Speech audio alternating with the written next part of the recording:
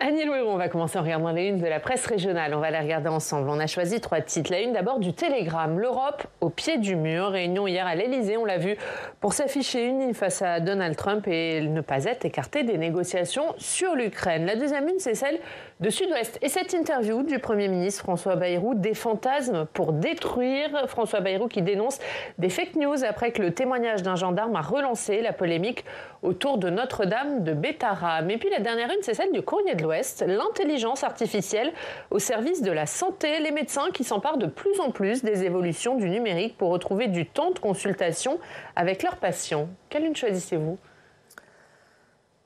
Je dirais l'intelligence artificielle au service de la santé. C'est important pour la médecine. On a vu, il y avait ce grand sommet sur l'intelligence artificielle la semaine dernière. C'est une vraie avancée pour les médecins pour retrouver du temps médical au détriment du temps administratif notamment, et peut-être pour diagnostiquer aussi plus vite les maladies. C'est une des réponses. Je pense que l'intelligence artificielle, on voit que ça s'accélère très très vite. Et les données de santé, c'est une masse d'informations inouïe, en fait, qui doit servir d'abord la santé des Français. Et on peut espérer que l'intelligence artificielle, ça veut dire que les Français et les spécialistes de ces questions doivent vraiment s'y intéresser pour que toutes ces données convergent et servent en fait à guérir les Français. On voit qu'il y a une forte attente, je pense, et ça peut aussi, même au quotidien, je pense, faciliter les diagnostics. Et on sait les difficultés d'accès aux soins pour tous et partout sur notre territoire. Et si ça peut aider à apporter des réponses, je pense que c'est en tous les cas une piste à exploiter de manière très très sérieuse. On va passer au reste de l'actualité. On l'a vu dans le journal, cette réunion hier sur l'Ukraine. Emmanuel Macron qui a réuni les dirigeants européens à l'Elysée pour tenter de faire en sorte que l'Europe parle d'une seule voix face à Donald Trump, notamment après son coup de fil à Vladimir Poutine. Est-ce que vous saluez l'engagement d'Emmanuel Macron sur le sujet et sa volonté de mobiliser les Européens ? Je pense qu'il faut mobiliser les Européens et je dirais que ça n'a que trop tardé, cette mobilisation. On voit que les choses, là aussi, comme l'intelligence artificielle, les choses se sont vraiment accélérées avec la surprise créée peut-être par Trump qui négocie directement avec la Russie et Poutine sans se préoccuper des principaux concernés, l'Europe au cœur, mais aussi l'Ukraine. Donc la France doit effectivement avoir un rôle majeur. Et je dirais, le président Macron, et peut-être qu'en tant que sénatrice, me poserait la question, comment le Parlement peut aussi apporter sa contribution à cette mobilisation. Je dirais, il faut réveiller l'Europe et nous sommes tous concernés. Le président Macron, je pense, fait bien, mais peut-être tardivement, à mobiliser ses collègues. Il faudrait un débat pour vous ? Vous souhaitez un débat au Parlement là-dessus ? Je pense que la question se pose vraiment réellement. Le Parlement, on voit que le président Macron a tergiversé d'ailleurs, parce que c'est un sujet qui n'est pas un sujet d'aujourd'hui. Il y a eu des positions aussi différentes. On a vu le ministre Barrot dire que Trump ne lâcherait jamais l'Ukraine. Or, aujourd'hui, on voit que les choses ne sont pas si simples et que l'Europe, je dirais, réveillons l'Europe. Il y a une autre question qui se pose, c'est celle de l'envoi éventuel de troupes. Est-ce qu'il faut envoyer des troupes de maintien de la paix en Ukraine ?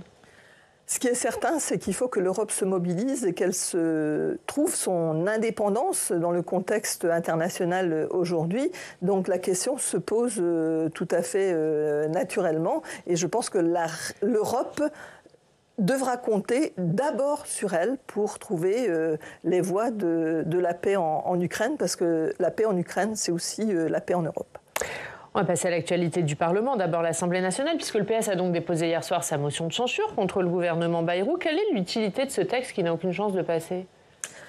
L'utilité de ce texte, je pense que les socialistes, comme la gauche d'ailleurs, sont exaspérés par la teneur des textes que nous voyons arriver en rafale à l'Assemblée nationale. Je pense à ces partis de Bayrou qui a utilisé le mot submersion, se mettant ainsi dans les pas du Rassemblement national.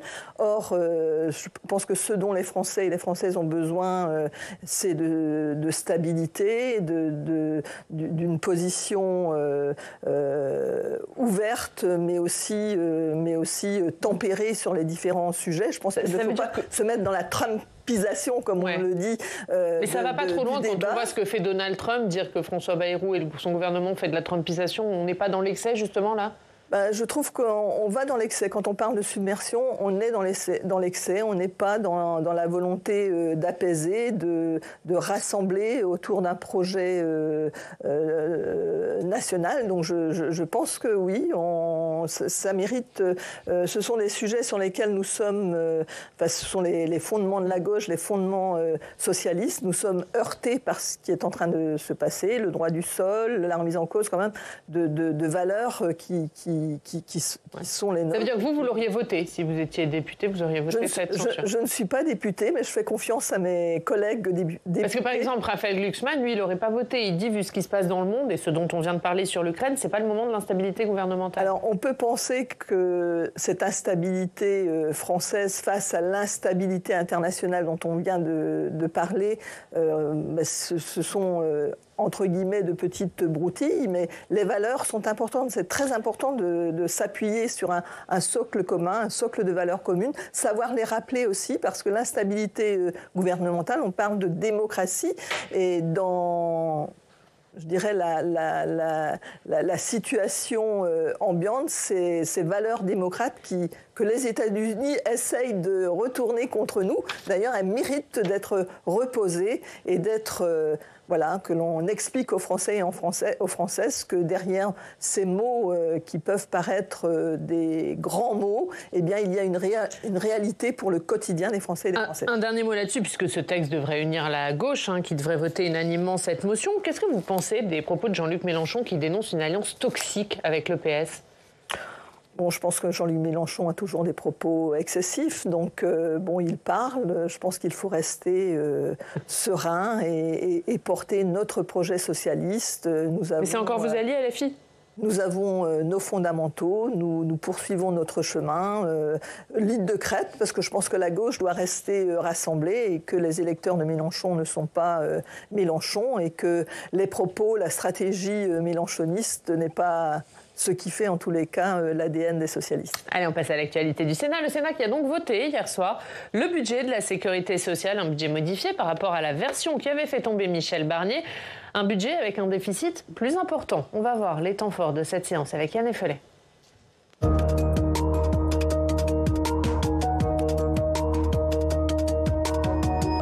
Bonjour Yann. Bonjour Oriane, bonjour Madame Le Houerou.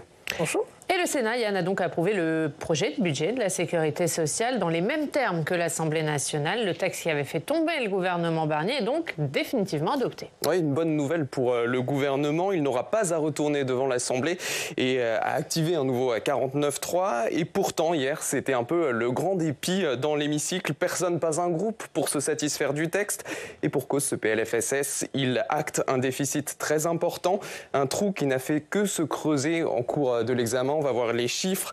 Le texte préparé par Michel Barnier prévoyait déjà 16 milliards de déficit. À l'issue du parcours législatif et quelques concessions après la CMP, ce déficit il était à 18,3 milliards. Et le texte discuté hier grappe un 22,1 milliards. Et cela notamment à cause du temps qui s'est écoulé depuis. Par exemple, les retraites qui ont automatiquement été revalorisées. Dans ces conditions, le texte ne satisfait personne, pas même sa rapporteure. Écoutez Elisabeth Doineau. Il est évident que ce texte, qui prévoit un déficit de 22,1 millions d'euros en 2025 et 24,1 milliards d'euros en 2028, voire plus si l'on considère que certaines hypothèses sont optimistes, n'est pas à la hauteur des enjeux. Il faut évidemment faire davantage pour réduire le déficit, mais cela ne pourra être fait que dans les textes à venir. Sinon, c'est une bombe à retardement pour les générations qui nous suivront. Madame la sénatrice, est-ce que vous alertez aussi sur le risque de péril de notre système de protection sociale à cause de l'envolée des déficits ? Oui, c'est ce que j'ai dit d'ailleurs dans ma première déclaration générale lors de l'examen premier du texte. Laisser ce déficit filer, c'est mettre en péril notre système de sécurité sociale. Et nous avions des propositions à faire, notamment des propositions en matière de recettes, parce que vous avez cité l'indexation des recettes comme un des facteurs d'augmentation de ce déficit. De plusieurs milliards. C'est vrai, mais il faut savoir que le gouvernement, comme la majorité sénatoriale, ont refusé tout bouger sur les recettes. Or, si nous ne finançons pas notre système de sécurité sociale, eh bien, évidemment, nous courons vers un déficit non maîtrisé. Donc, nous proposions, par exemple, de revenir sur les exonérations et les allègements généraux. Ce sont des recettes, ce sont des cadeaux, entre guillemets, qui sont faits à un certain nombre d'entreprises, mais aussi des recettes sur le travail qui ne sont pas perçues. 80 milliards d'euros sont évalués ces exonérations. Je pense que prendre 4 milliards, 6 milliards, nous étions sur une position de 6 milliards sur ces 80 milliards, c'est entre guillemets, une goutte d'eau sur la totalité des exonérations qui sont attribuées. Et puis, elle permettrait quand même de réduire le déficit et en tous les cas, de se donner une perspective. Je pense que c'est ce qui est important. Or, aujourd'hui, nous sommes, vous avez donné les chiffres, mais pour 2028, la situation va encore se dégrader. Donc, il est plus que temps de se poser la question, non seulement sur les dépenses, parce que toute dépense, chaque euro dépensé doit être interrogé. Bien sûr, la pertinence des soins, mais aujourd'hui, on voit bien qu'il y a une inégalité d'accès aux soins sur le territoire. Nous devons y travailler et la question des recettes, peut-être aussi trouver d'autres sources de recettes. On parlait tout à l'heure d'intelligence artificielle.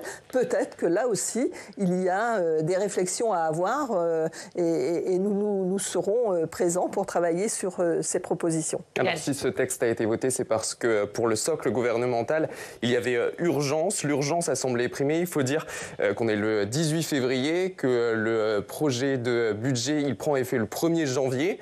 Les deux ministres au banc l'ont toutes les deux rappelé qu'il y avait urgence. Écoutez Amélie de Montchalin qui rappelle les raisons très concrètes de l'urgence, justement. Un jour sans budget pour la sécurité sociale, ce sont concrètement des investissements hospitaliers qui ne peuvent pas être lancés. Ce sont des places en établissement qui ne peuvent pas être créées. Ce sont de nouvelles recettes qui ne rentrent pas, de nouveaux droits qui ne sont pas effectifs. Vous, Madame la sénatrice, comme tous les sénateurs socialistes, vous avez voté contre. Est-ce qu'elle a tort, la ministre? Il n'y avait pas urgence pour notamment nos services de soins à voter un budget? Non, je pense qu'elle a pris des exemples qui ne sont pas justes. En fait, l'indexation des retraites a été maintenue, je pense, grâce aussi à notre action. Le sujet des retraites est remis sur la table, il ne l'aurait pas été. Je pense qu'il faut repenser la question des retraites. Donc nous aurons demain d'ailleurs les résultats du rapport de la Cour des comptes, mais qui, à mon avis, ne sera pas discordant avec ce que propose le comité d'orientation des retraites. Et puis, ce qui est important aujourd'hui, c'est que nous avions un certain nombre de mesures dans ce budget qui mettaient à contribution le malade, l'usager, notamment les déremboursements. Je pense que ce sont des mesures sur lesquelles nous avons travaillé et que nous avons obtenues en qualité de socialistes et en entrant dans la négociation avec le gouvernement pour réduire le reste à charge des malades, des usagers et pour tenter de mettre à contribution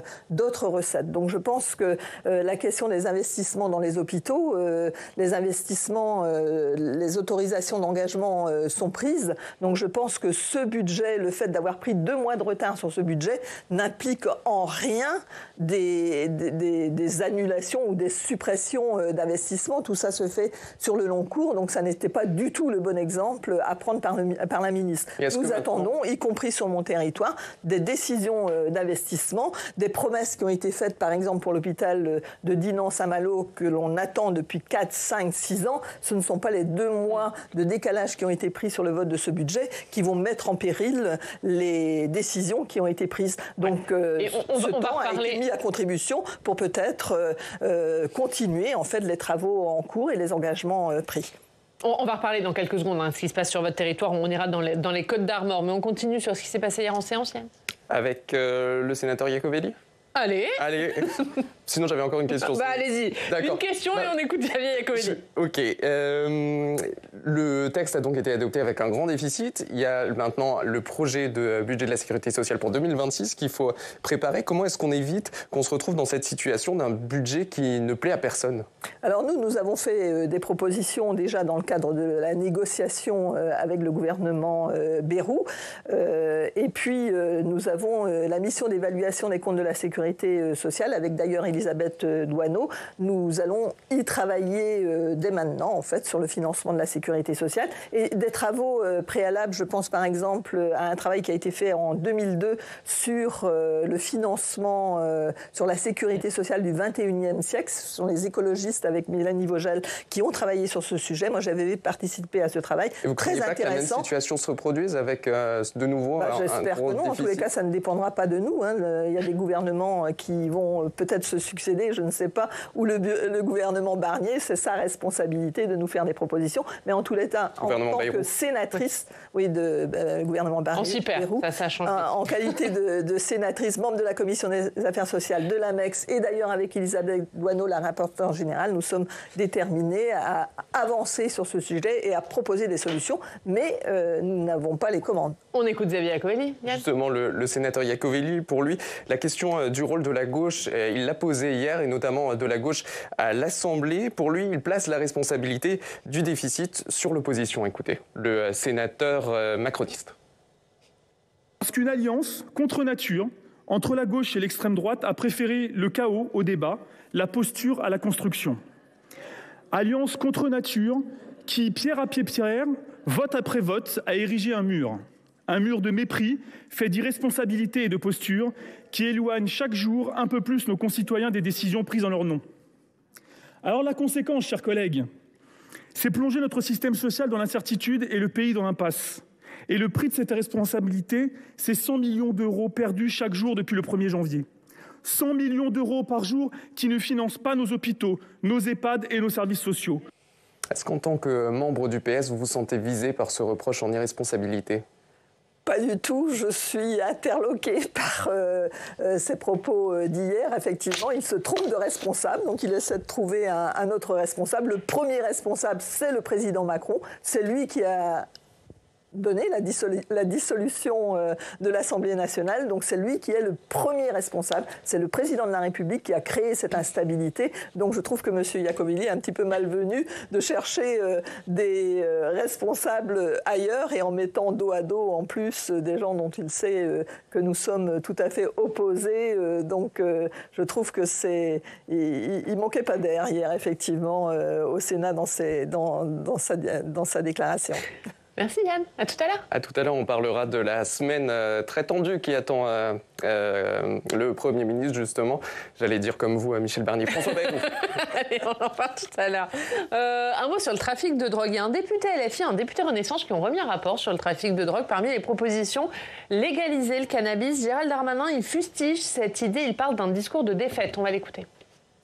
Si vous dépénalisez le cannabis, ou si vous légalisez le cannabis, vous n'avez pas répondu à la grande question de la production de cette drogue. Aucun pays qui a légalisé ou dépénalisé n'a par ailleurs organisé la production de cette drogue. C'est-à-dire que vous allez donc acheter en gros de la drogue à des trafiquants à l'extérieur de notre pays qui, avec cet argent, financent le terrorisme, financent la prostitution, financent l'achat de sociétés mafieuses qui répondent à des appels d'offres, qui commandent des assassinats. Est-ce qu'il a raison, Gérald Darmanin ?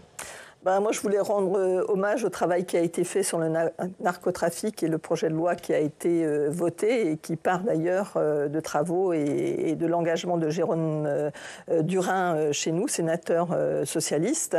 Et je pense que la question, je ne partage pas le point de vue de Gérald Darmanin, mais je pense qu'il faut vraiment réfléchir à comment on lutte contre ce fléau. Alors, et la légalisation du cannabis, ça fait partie des que c'est une question qu'il faut effectivement se poser, parce que autant on voit que l'utilisation de drogues de plus en plus dures voit le jour, donc il faut vraiment être sans ménagement pour ceux qui organisent ces trafics, mais il faut aussi que l'on travaille sur la prévention et puis la manière dont les uns et les autres on arrive à ces consommations, et nous savons, je suis membre de la Commission des affaires sociales, nous manquons tellement d'accompagnement des personnes qui se trouvent consommatrices, mais la réflexion sur la légalisation permettrait peut-être de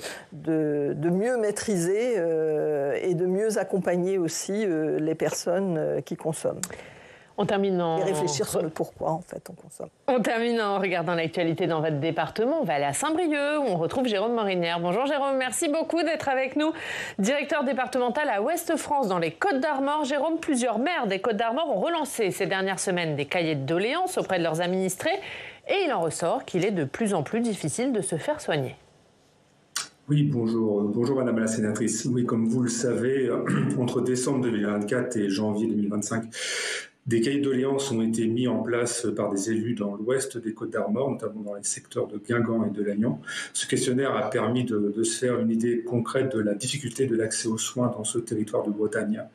1885 personnes ont répondu. Il en ressort des témoignages très forts, comme cette personne, par exemple, qui a dû passer 133 appels pour décrocher un rendez-vous chez un ophtalmologiste, excusez-moi. Un autre habitant de La Roche-Jeudi, c'est une commune de 2700 habitants dans le Trégor, qui explique avoir parcouru 1530 km pour consulter des spécialistes avant une opération à un œil. Il ressort des réponses collectées un manque patent de dentistes, de dermatologues, de spécialistes de toutes sortes. 74% des personnes interrogées disent avoir renoncé à des soins faute de médecins. Cette sous-dotation médicale se manifeste aussi par la régulation des services d'urgence dans le département, la détérioration financière des hôpitaux publics, la suspension à n'en plus finir du fonctionnement de la maternité de Guingamp. Cela fait des années que citoyens et élus alertent sur l'urgence sanitaire dans le département, et pourtant on a l'impression que la situation continue de se dégrader. Dans ces conditions, Madame la Sénatrice, vous pensez que l'action politique peut encore influer sur le cours des événements et changer la donne dans cet épineux dossier de la santé dans notre département ?